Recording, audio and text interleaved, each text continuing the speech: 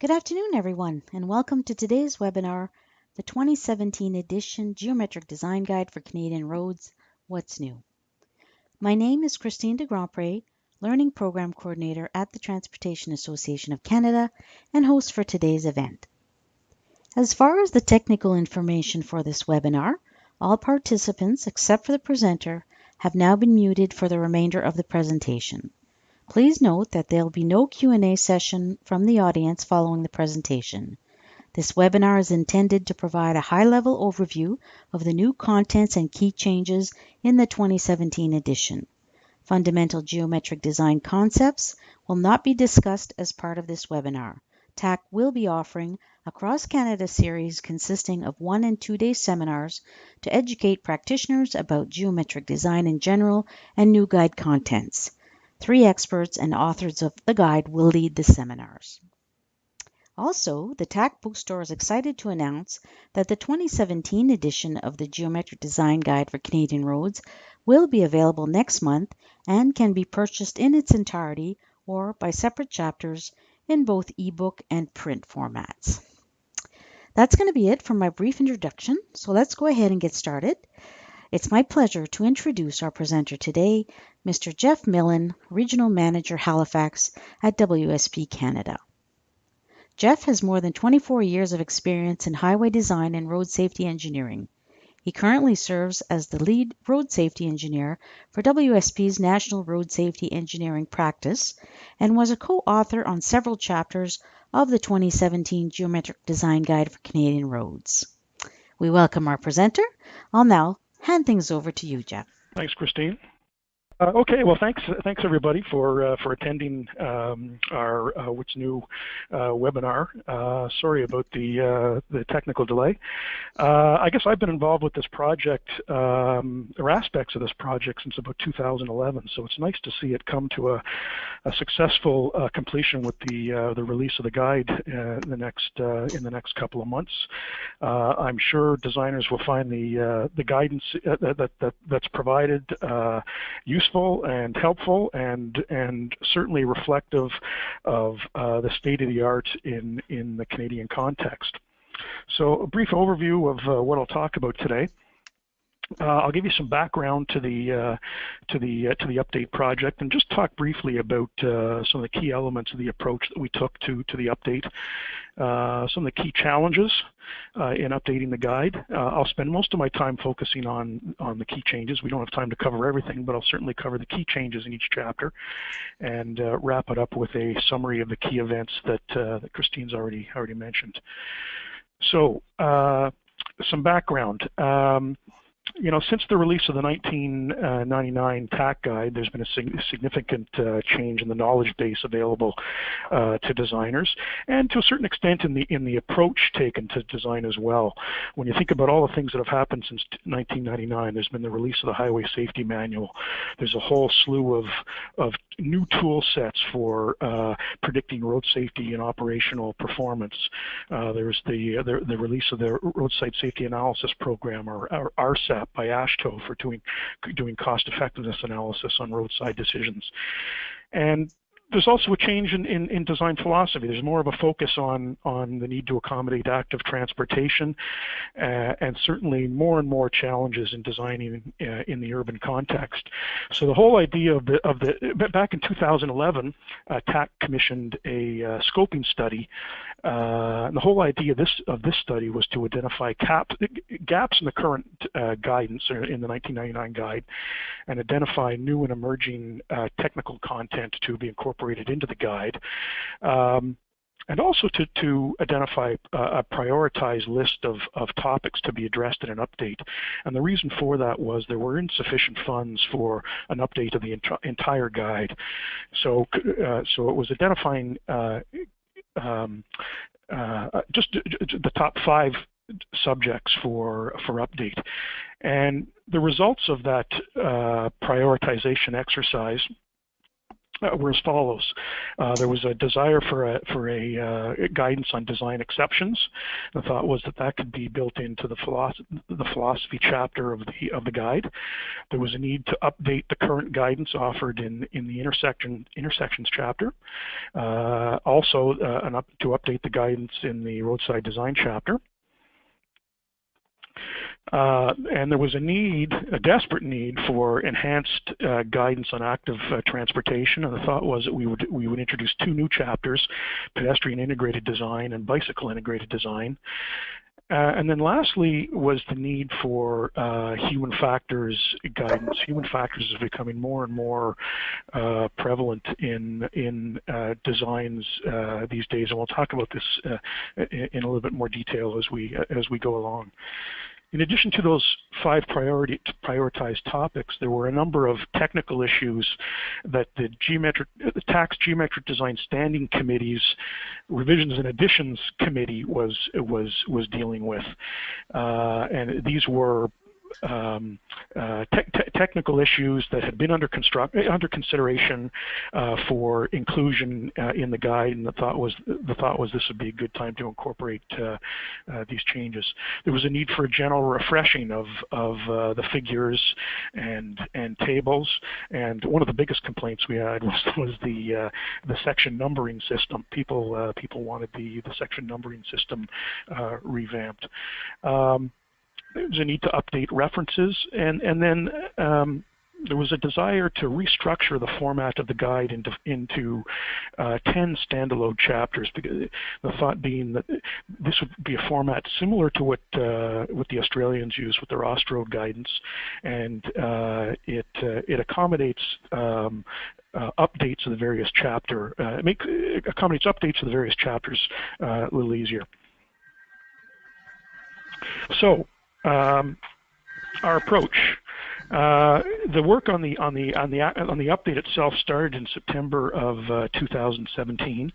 The lead consultant on the project was the MMM Group, who is now WSP, along with our subconsultant partner Stantec. The team was pretty extensive. We had cross-country representation. We had a number of academics on board. We had representation from human factors specialists and a number of road safety specialists. As the various drafts were prepared and reviewed, they went through 3 rounds of review. These were reviews conducted by not only the project steering committee, but a number of external committees as well. And in general, these reviews generated a lot of comments, for a total of 3,453 comments that the project team had to deal with. Now, the project steering committee for this project was quite large. There were about 25 agencies represented, and as you'd expect, each agency had its own priorities and its own challenges and its own expectations for the guide. So this turned out to be probably one of the biggest challenges we had was managing these expectations. It was keeping the focus of the update on the 5 priority topics. Again, the intent wasn't to rewrite all 10 chapters of the guide. But a bigger challenge was keeping the focus on geometric design. There was a lot of pressure to expand the geometric design guide into something that's not intended to be. It's not intended to be a planning and policy guide, and the intent of the geometric design guide wasn't to repeat the guidance offered at NACDO or the Highway Safety Manual. It was to focus strictly on geometric design. So it's a little bit of background. If we move on to the chapter updates, I'm going to walk through these chapters 1 through 10, starting with philosophy.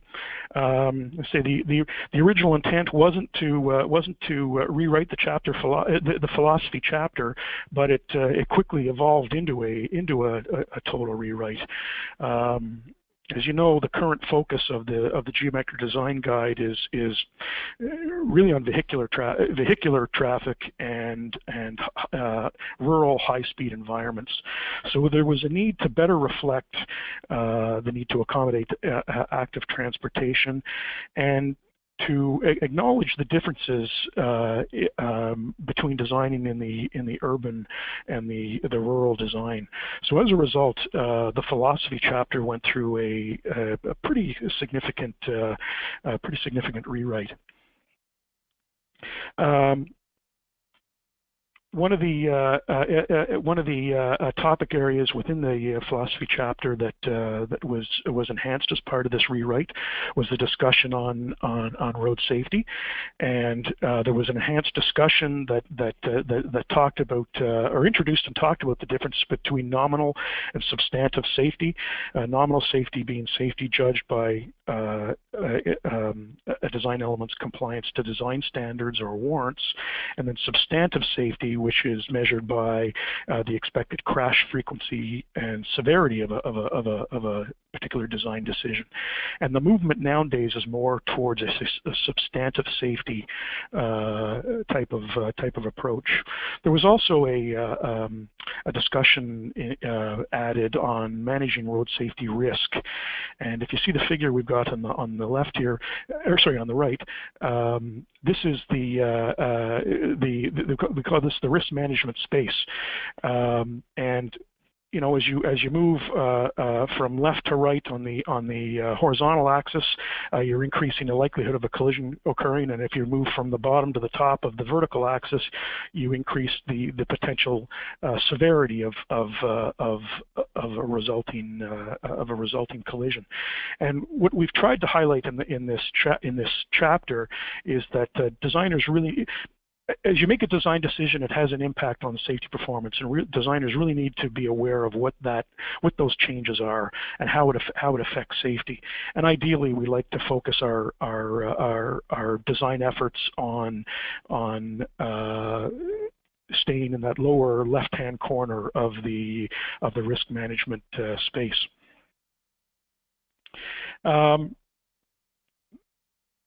You know, more and more designers are dealing with legacy infrastructure, and we're dealing with constrained environments, and increased pressure from the public to develop, I guess what you could call context-sensitive designs. So often this results in designers operating outside of the normal design domain. So there was a requirement for us to include, or a desire for us to include a design exception process, and that's what we've done here. We've included a process, 6-step process for evaluating, documenting, and supporting these types of design decisions. The 6 steps are determining the costs and impacts associated with meeting a particular design parameter, developing design alternatives and evaluating the risks associated with each of those alternatives, evaluating any potential mitigating measures. And again, we've got a lot of analytical tool sets that have been made available to us since 1999 for doing these types of analyses. And then documenting the review and the decision process, and then developing a monitoring program. So we've included the design exception process in the philosophy chapter. We've identified some of the more prevalent design exception types, and what some potential countermeasures may be to help improve road safety or operational performance as a result of the design exception. And we've included a worked example. In the existing guide, the design controls, classifications, and design consistency chapters are all separate. And what we've done in the new guide is we've combined them into one chapter. Again, this chapter wasn't identified for major rewrite, but there were some changes made to address the revisions and additions standing committee shopping list.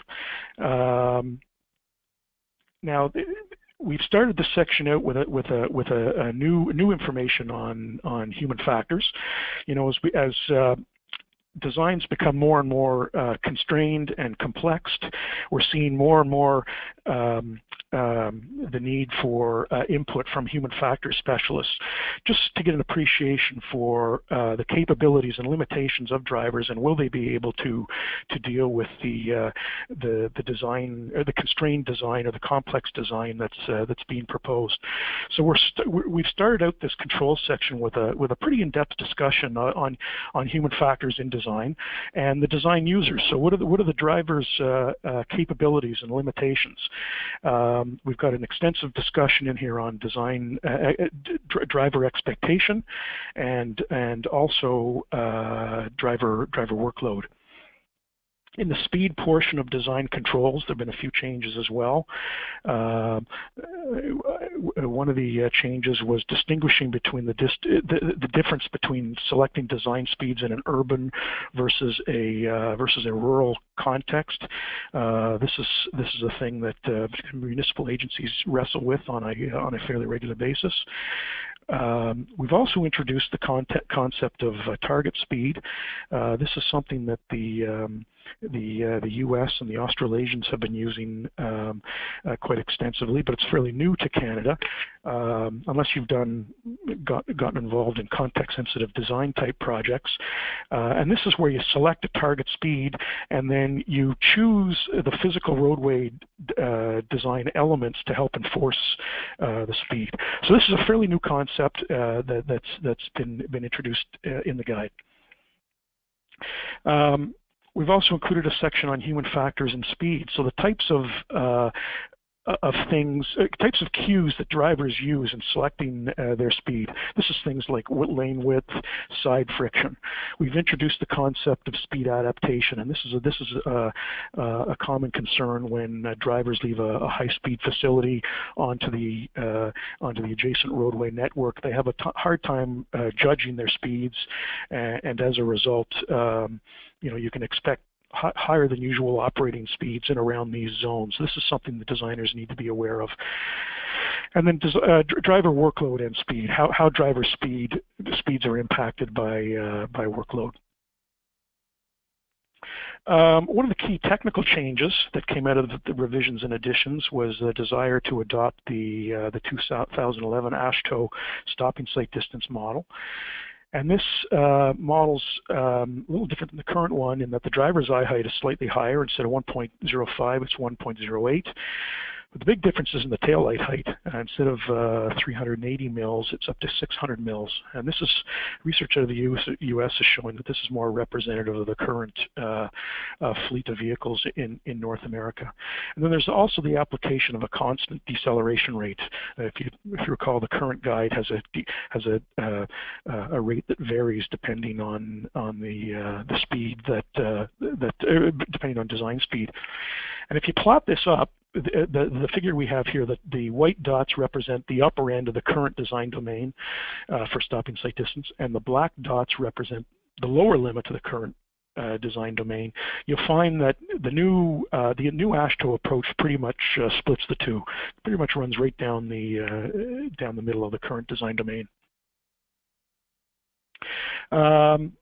Part 2 of Chapter 2, which is the classification section, there was no change, no substantive change made to this, but we certainly got a lot of comments from the various committees and subcommittees that reviewed this package or this chapter. So we see this as being a priority chapter or priority topic for future updates that may come down the pipes.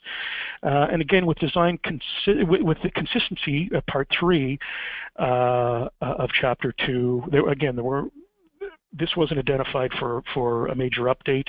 There was just some minor updating to references.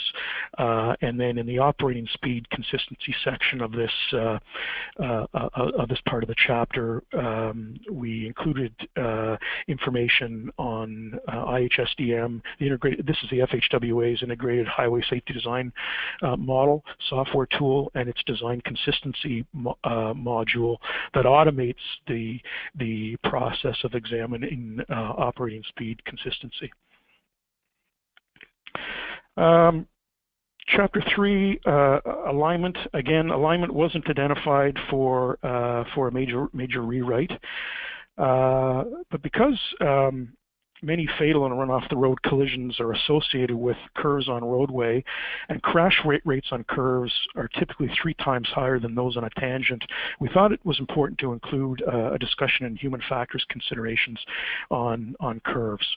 So that's what we've done. It includes information on driver workload on curves, speed and path choices, driver expectations on curves, and elements of curve design that can contribute to an underestimation of curvature by a driver and contribute to a higher risk of run-off-road collisions.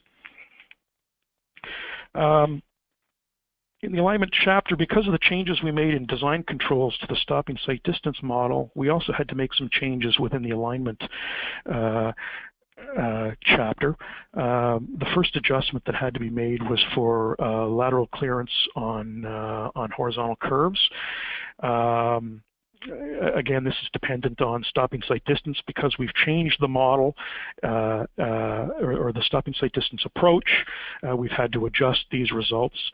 And just to give you an appreciation for the impact the change has, if you were to take a 1,000-meter radius, go across to 120 km/h design speed, with the new stopping sight distance model, you'd have a lateral clearance requirement of 7.8 meters as opposed to the older TAC methodology, which would result in 10.2 meters. So there's a pretty significant difference there. Another thing that changed were the vertical curve K values, and so they've been adjusted to reflect the new object height of 600 mils. And what I've got shown on the bottom of the page here is the existing TAC guidance, and on the right-hand side of the page we've got the new guidance. And if we were to take a look at, let's just take 100 km/h design speed. If we go across, that's a K value, a vertical crest K value ranging between 45 and 80. With the new guidance, we're about 52. So we're in the middle. So there's some differences that designers need to be aware of there.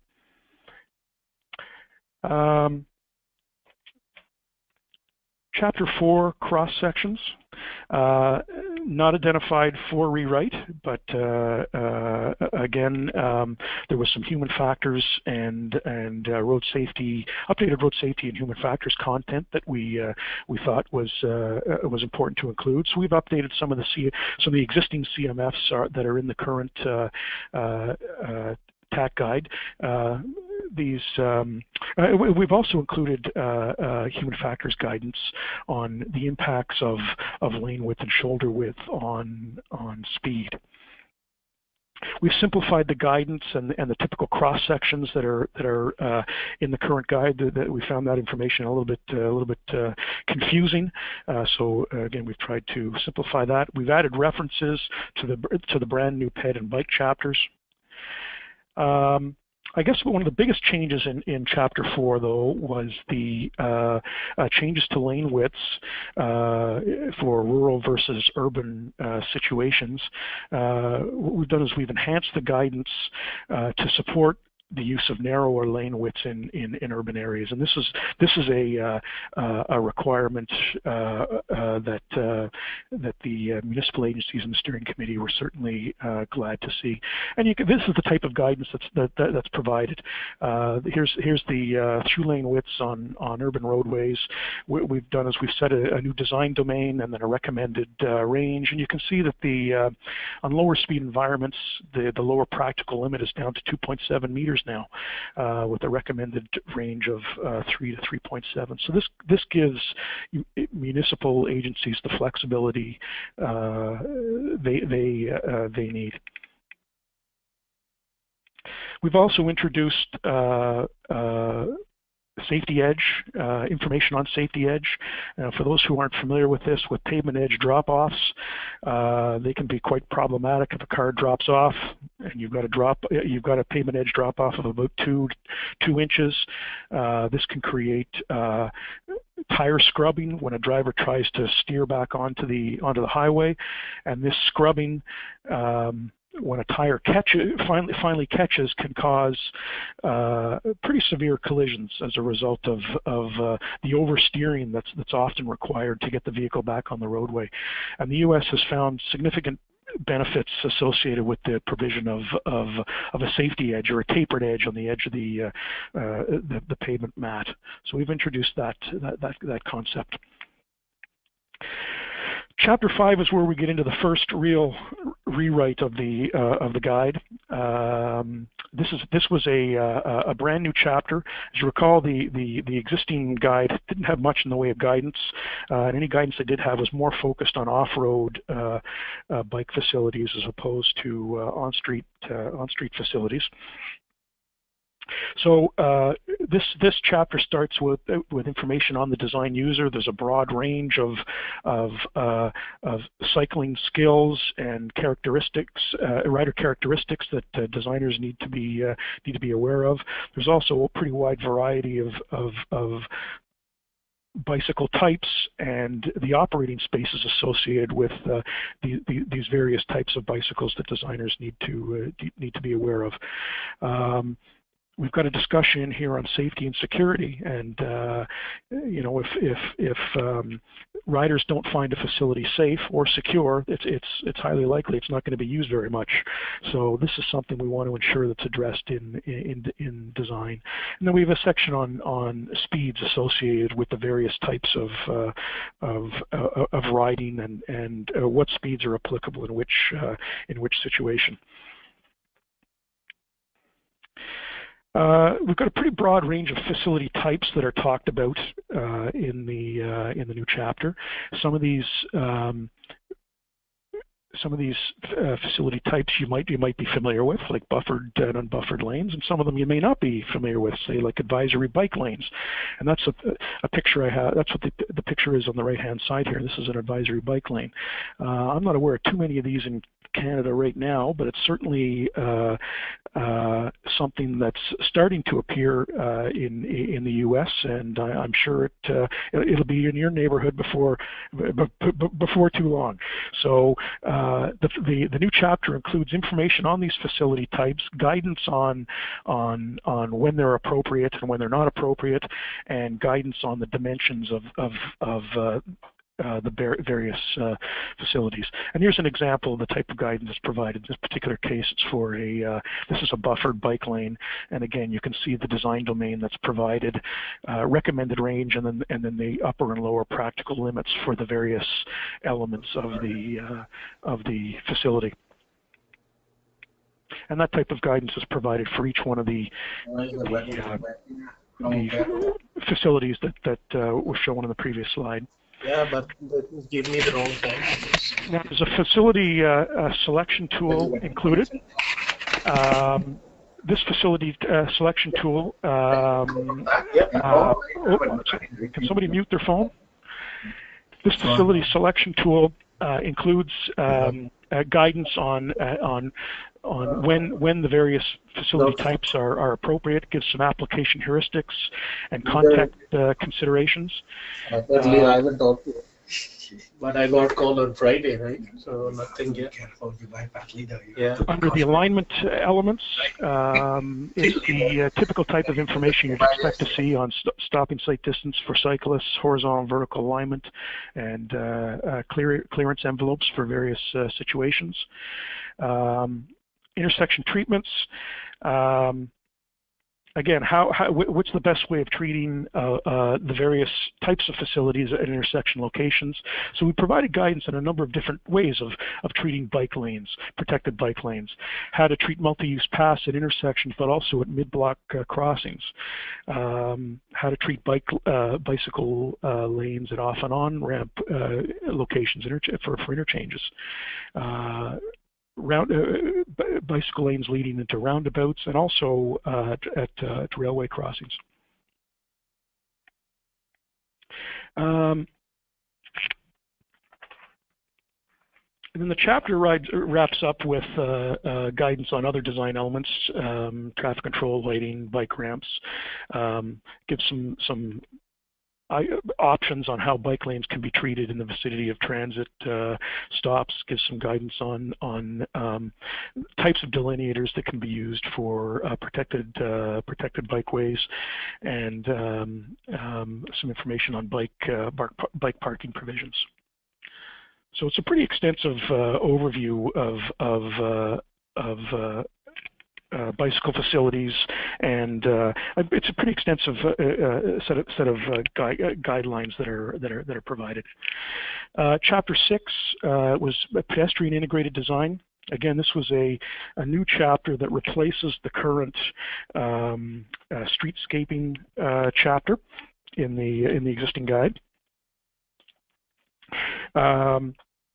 Again, we started out with information on the various design users. Again, there's a broad range of physical and cognitive considerations that designers need to be aware of. Various operating space requirements for whether it's a pedestrian, whether it's somebody walking with a stroller or using assistive devices. Safety and security considerations.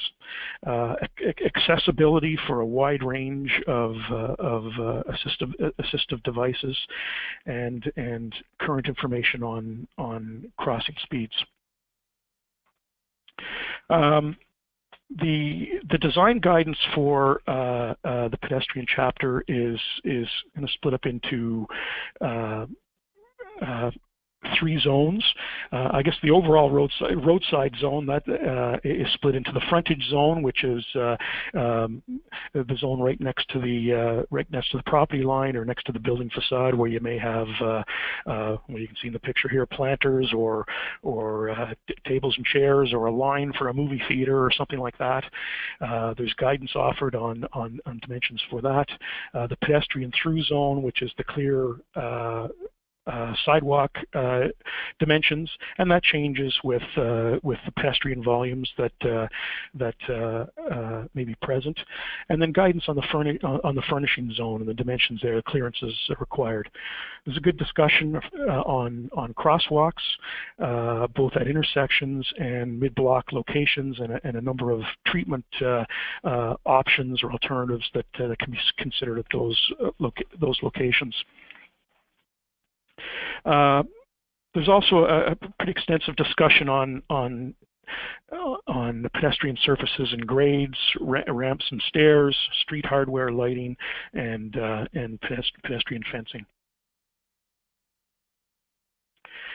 And then the chapter concludes with a good discussion on integrating pedestrian facilities into various scenarios, whether you're trying to integrate them into a collector or to a roadway system, or whether you're trying to accommodate or integrate a pedestrian facility into a rural roadway network, best practices for incorporating them into roundabouts, bikeways, treatment considerations at transit stops, and accommodating these facilities on bridges and at interchange ramp locations. Chapter 7, roadside design. Again, this was one of the 5 topics that was identified for a major rewrite.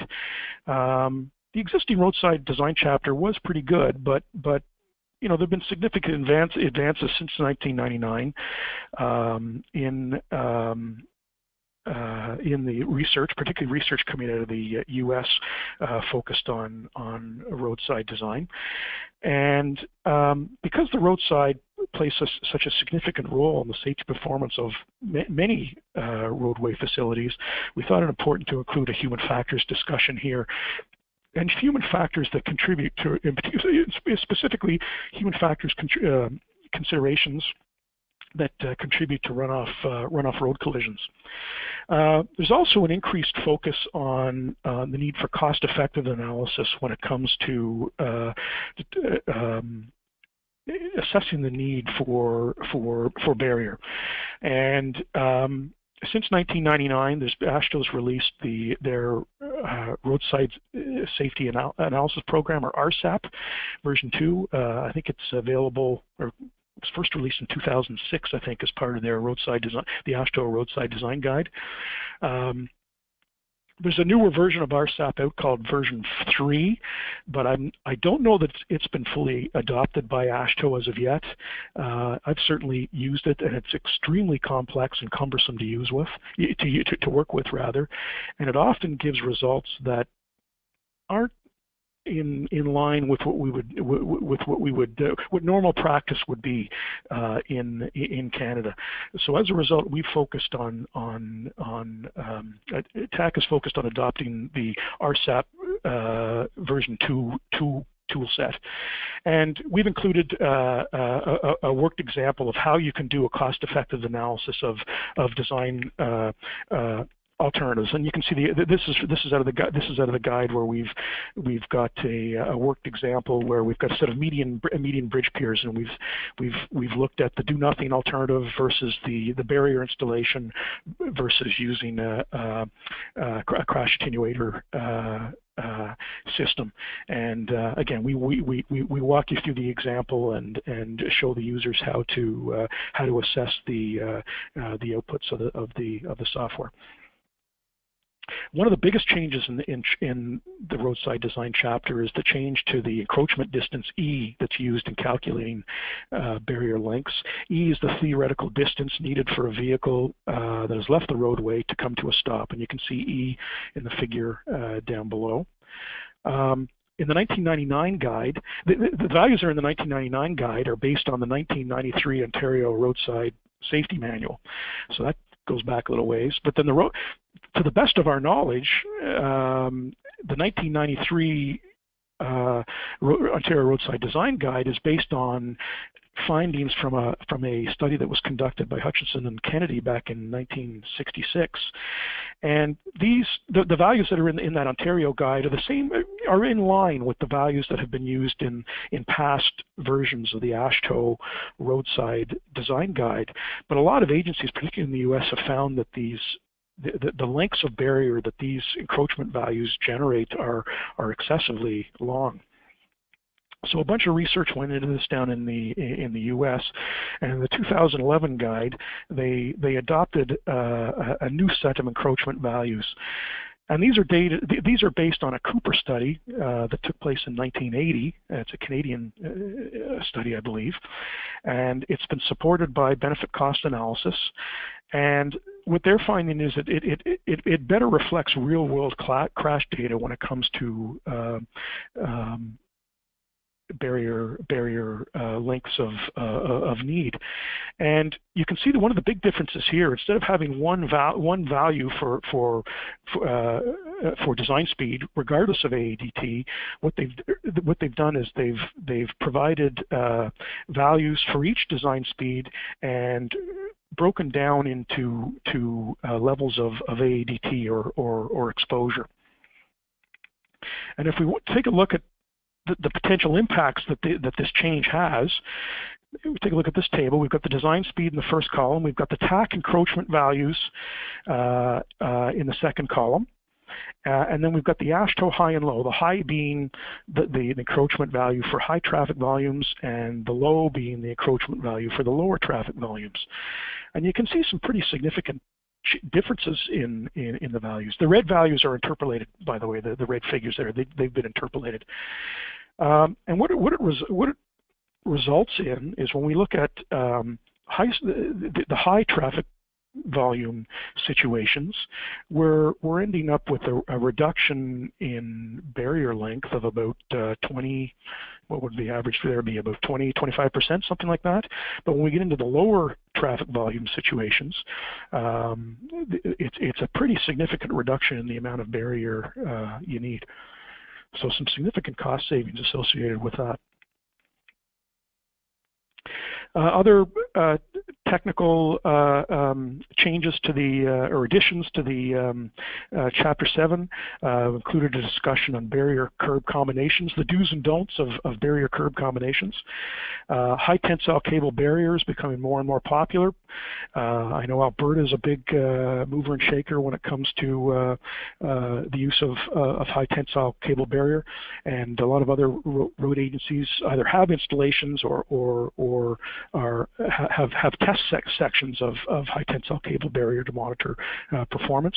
So we've included some discussion and guidance on the use of high tensile cable barrier. There's the zone of intrusion. For those who aren't familiar with this, this is when a vehicle on a heavy truck on a high-speed facility hits the barrier. The cab and the trailer tend to rock over the barrier, and as a result, if you've got a bridge pier or something located immediately behind a concrete barrier, it can be impacted by the truck cab or the truck cargo box. So we've included some guidance on the clearance requirements to accommodate this movement of the trucks, and the size of the clearance envelope varies depending on the height of barrier. You know, some agencies apply the full zone of intrusion, where it's the cab and the cargo box. Some agencies apply just the clearance requirements for the cargo for the truck cab. Other agencies don't apply it at all, but the information is there nonetheless to inform the drivers. Barrier performance requirements have been added. These are the test levels that are assigned to various barrier technologies now, and the testing criteria that's outlined in MASH 09, I believe, is the latest and greatest version of that. And MASH is the manual for the assessment of safety hardware. This replaces the NCHRP 350 testing criteria for barrier. And then length of need, the calculation of length of need on horizontal curves. Again, the methodology that's in the current guide assumes the barrier is being installed parallel with the roadway and doesn't necessarily take into account curvature of the roadway. So we've included a worked example on how that can be accounted for, and often that results in a shorter barrier length. Median barrier warrant enhancement.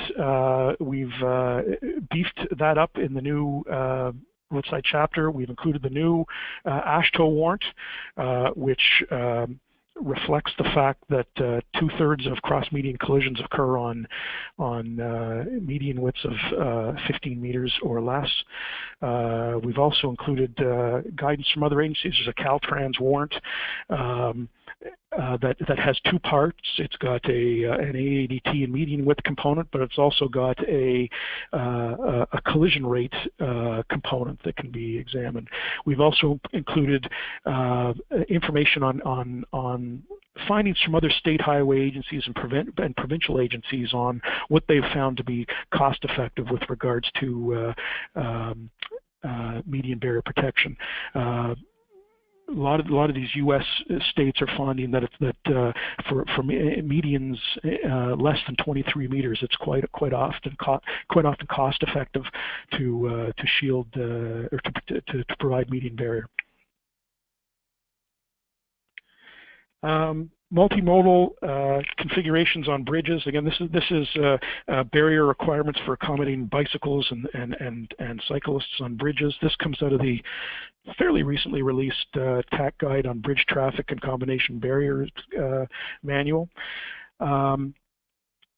Roadside design on low-volume roads and constrained urban environments. The current TAC guidance is really focused on rural high-speed environments, and quite often applying those types of guidelines to low-volume roads and urban situations just isn't practical. Low-volume roads, it all boils down to cost effectiveness. Quite often it's not cost effective to provide a barrier installation or to regrade slopes. So we've provided some information to designers on designing low volume roadways and how that RSAP cost effectiveness tool can be applied. And then designing in roadside and urban environments. Again, the clear zone requirements that are in the current guide really aren't appropriate in constrained low-speed urban environments. So we've provided some enhanced guidance there. Chapter 8, access, wasn't identified for a rewrite, but we've included some minor updates and enhanced discussion on safety and human factors, in particular different types of access, or sorry, different levels of access control and how they impact safety, and then different types of medians and how they can impact safety, and then updates to the various references and cross-references in the chapter. Chapter 9, this is intersections. Again, this is one of the chapters that was identified for a major rewrite.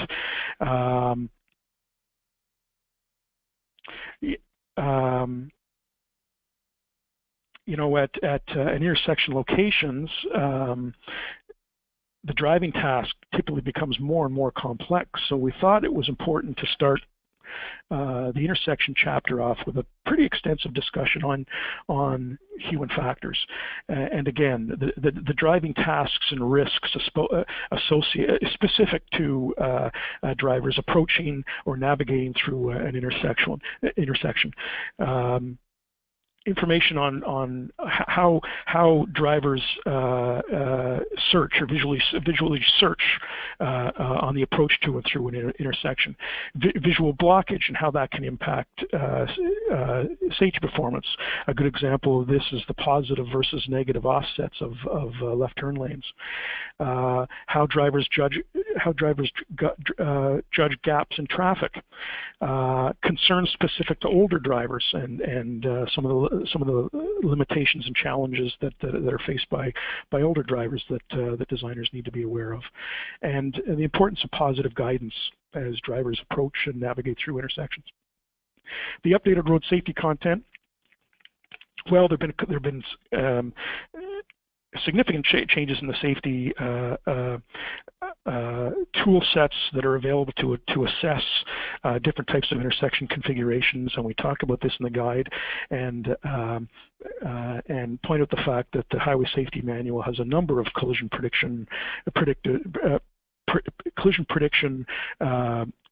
tool sets or methodologies for various intersection configurations.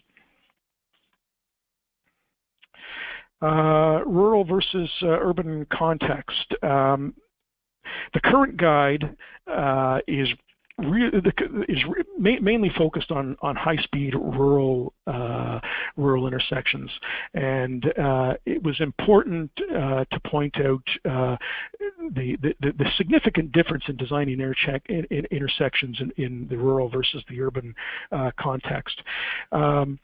So in this section, we've got some good guidance on the accommodation of all road users, and this is everybody from drivers, passenger cars, to trucks, to pedestrians, bikes, transit users. We've tried to cover the basis on this one, and we've also included a discussion on the selection of design vehicles in the urban versus the rural situation.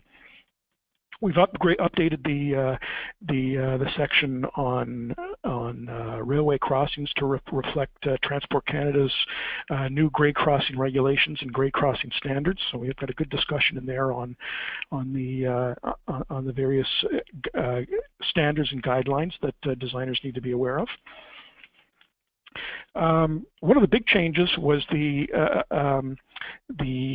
adoption of the AASHTO intersection site distance model, and this is I guess this model is based on research findings out of NCHRP 383 with intersection site distance, and it's commonly referred to as the gap acceptance model. And again, I've got a table here that kind of shows the difference in the difference that designers can expect in moving from one model to the other. The yellow column is on the left is our design speeds.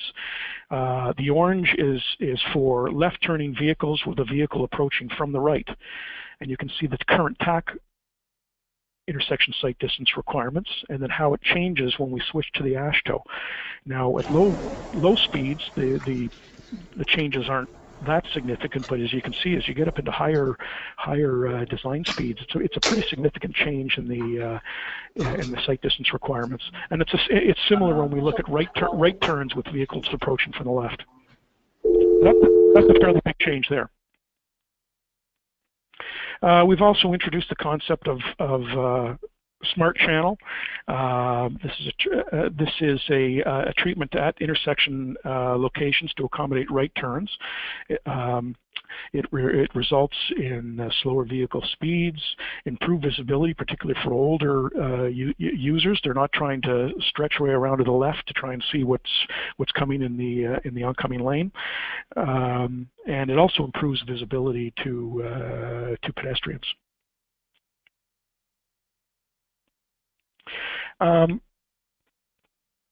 We do have a roundabout section in Chapter 9. It's fairly light, though. It talks about the basic principles of roundabouts, and it certainly discusses common Canadian practices, and defines the various types of roundabouts and their characteristics. But it doesn't get into a whole lot of detail. Instead, what it does is it refers designers to the newly released TAC roundabout design guide. That's where they can go to get all the great gory detail they need for their roundabout designs. And the final part of Chapter 9 is the introduction of innovative intersections. Now, this isn't intended to be an in-depth discussion of, this isn't intended to be in-depth design guidance. This is just intended to provide a brief overview of the various types of innovative intersections that are currently in place in North America, and talk about some of their safety and operational benefits. And we've focused on 4 innovative intersections: displaced left turns, median U-turns, and restricted crossing U-turns, and quadrant roadways. And the figure we've got here is the displaced left. I'm not aware of any of these in Canada, but there's certainly, all of these innovative intersection types are certainly widely applied in the U.S., and I'm sure they're under consideration somewhere in Canada. We may not have built one yet, but designers need to be aware of these nonetheless. The final chapter, Chapter 10, interchanges. Again, not intended for a significant rewrite, but when we look, we look at a lot of collision data in our shop, and when we look at collision data, there's usually quite a spike in collisions that occur in and around the interchange locations, and quite often a lot of this location bias in the collision reporting process. But what it does reflect is an increased potential for conflict with vehicles, with through traffic and vehicles entering and exiting the facility. So it's a location where we want to put careful thought into road safety and human factors. So as a result, we've added a pretty extensive discussion on road safety and human factors. We talk about the various driving tasks and risks associated with each component of an interchange, whether you're merging or exiting. We get into the gap search and lane change distance requirements. And this is important when we talk about the spacing between successive decision points and the number of lane changes that a driver needs to make. The human factors research gives us good guidance on this subject. Interchange complexity and how it impacts driver workload and how this workload can contribute to increased collision risk. How to treat freeway lane drops and lane additions. Sight distance, providing appropriate sight distance to the bullnose. There's good human factors research that provides background to the requirements there. Heavy vehicle considerations within interchanges, particularly in interchange ramps. And we also talk about some of the new collision prediction tools that are available to designers. There's the Enhanced Interchange Safety Analysis Toolset, ISAT-E it's called, and a lot of the collision prediction tools that are in ISAT-E have been incorporated into the Highway Safety Manual and into IHSDM, the FHWA's Integrated Highway Safety Design Model toolset. So those are all tool sets that designers are going to want to be aware of as they assess various design alternatives.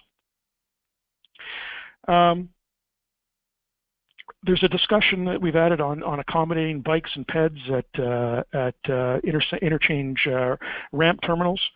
That's an issue that agencies are wrestling with across the country.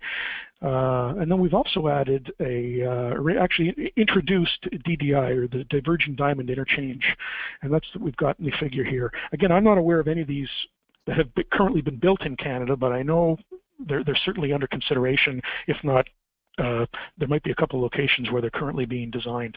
Again, they've had a lot of success with this type of interchange down in the U.S. and pretty significant safety benefits associated with it as well. So that's it for the technical content. We've kind of looked at it from a pretty high level, but I hope I've provided a pretty good overview of the key changes in the guide. As was mentioned at the start of the webinar, there are a number of key events on the horizon. There's the release of the guide planned for June 2017. We've got a one-day course. One day what's new course. We'll go into all this stuff in much more detail. The first one is tentatively scheduled for fall of 2017 at the TAC annual meeting in St. John's, Newfoundland. And then there's discussion of providing two-day foundation and advanced geometric design courses later in the winter of 2018. So that wraps up everything I've got. Thank you, Jeff. That was a great presentation. So this will close our webinar for today. If you have any questions, please contact myself or the presenter. You will receive a follow-up email within 24 to 48 hours, which will include a PDF of today's presentation. A recording of this webinar will also be available on TAC's website later this month. Please continue to check our event information page for more details regarding the seminars. On behalf of TAC and our presenter, Jeff, thank you for joining us today. We hope to see you soon.